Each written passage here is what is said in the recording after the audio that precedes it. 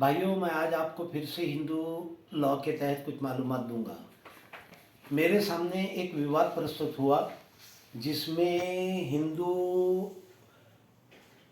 कुटुंब की मिलकत का बांटने का बंटवारे का विवाद मेरे सामने प्रस्तुत हुआ। अब मैंने जो उनको सलाह दिया, जो मालूमात दी, वही आज मैं आपको बताऊंगा। एक निर्णय में ऐसी स्थिति आई थी कि एक हिंदू व्यक्ति ने अपने जीवन में अपनी प्रॉपर्टी, अपनी मिलकत की वाटनी की और उस वाटनी को बाकायदा रजिस्ट्रेशन एक्ट के तहत उसने रजिस्टर्ड भी किया।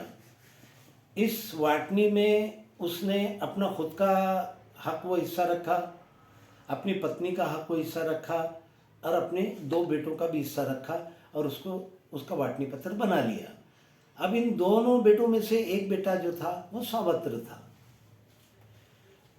अब ये वाटनी कर लेने के बाद उस हिंदू व्यक्ति ने खुद अपनी एक सेपरेट प्रॉपर्टी खरीदी, जो कायदे से उसकी अपनी एक मेव यानी सेपरेट प्रॉपर्टी हुई। इस तरह वो व्यक्ति 2 प्रॉपर्टीज का मालिक हो गया, 2 मिलकतों का मालिक हो गया। एक तो वो जो उसने वाटनी में प्राप्त की थी और दूसरी उसने रजिस्टर्ड खरीदी से खरीदी थी। अब उस व्यक्ति ने अपने जीवन में दूसरी अपनी एक में खरीदी हुई प्रॉपर्टी मिलकत की कोई वाटनी न की और मैयत हो गया। अब उसके मैयत हो जाने के बाद में क्या हुआ भाइयों कि वो दोनों मिलकतें उसकी पत्नी और उसके दोनों बेटों को प्राप्त हो गई। दोनों प्रॉपर्टीज मीन्स वो जो उसने सेपरेट खरीदी थी और एक जो उसको वाटनी में मिली थी, यानी माँ और दोनों बेटों को वो दोनों मिलकतें, दोनों प्रॉपर्टीज प्राप्त हो गई।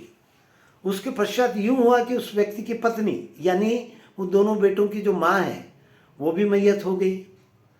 अब उसके मैयत हो जाने के बाद में वो जो सावत्र बेटा था उसने माननीय न्यायालय में दावा दाखिल किया, वाटनी का दावा दाखिल किया और दोनों प्रॉपर्टीज में से आधा हिस्सा मांगा। अब ये बात गौर से सुनिए आप कि हमारे माननीय मुंबई उच्च न्यायालय ने बहुत ही अच्छा निर्णय दिया। माननीय उच्च न्यायालय ने ये निर्णय दिया कि हिंदू सक्सेशन एक्ट हिंदू वारसा कायदा के सेक्शन 15 यानी कलम 15 पोर्ट कलम 1 क्लॉज यानी भाग अ के तहत उस मैयत स्त्री का 1/3 हिस्सा उसके अपने सगे बेटे को मिलेगा और सावत्र पुत्र को, सावत्र बेटे को, स्टेप सन को उसमें से कुछ भी नहीं मिलेगा। अब फिर उस स्टेप सन को यानी सावत्र बेटे को जिसने दावा लाया था वाटनी में क्या मिला? वाटनी में सिर्फ उसके पिता का छोड़ा हुआ 1/3 हिस्सा जो उसके पिता को वाटनी में मिला था, वही 1/3, वही 1/3 उस बेटे को मिला। इसका अर्थ यूं हुआ कि उस स्त्री के सगे बेटे को, जो स्त्री मैयत हो गई 1/3 छोड़कर, यानी दूसरे बेटे को, उस स्त्री के सगे बेटे को 2/3 यानी 2/3 हिस्सा मिला। एक तो वो जो उसके बाप ने छोड़ा था 1/3 1/3 और जो उसकी सगी माँ ने छोड़ा 1/3, इस तरह इसको 2/3 हिस्सा मिला। अब यहाँ मैं एक बात स्पष्ट कर दूं कि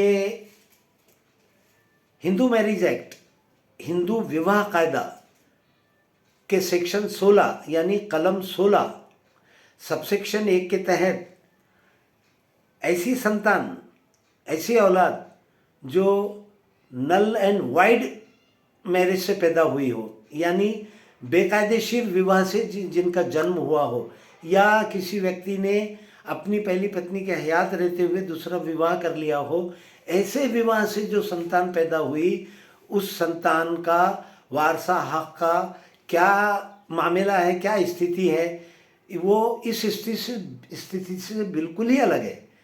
जो मुंबई उच्च न्यायालय ने जो निर्णय दिया, उस स्थिति से ये नल एंड वाइड मैरिज की संतान के वारसा हक बिल्कुल ही विभिन्न है और इस पर मैं आपको दूसरे एपिसोड में मालूमात दूंगा।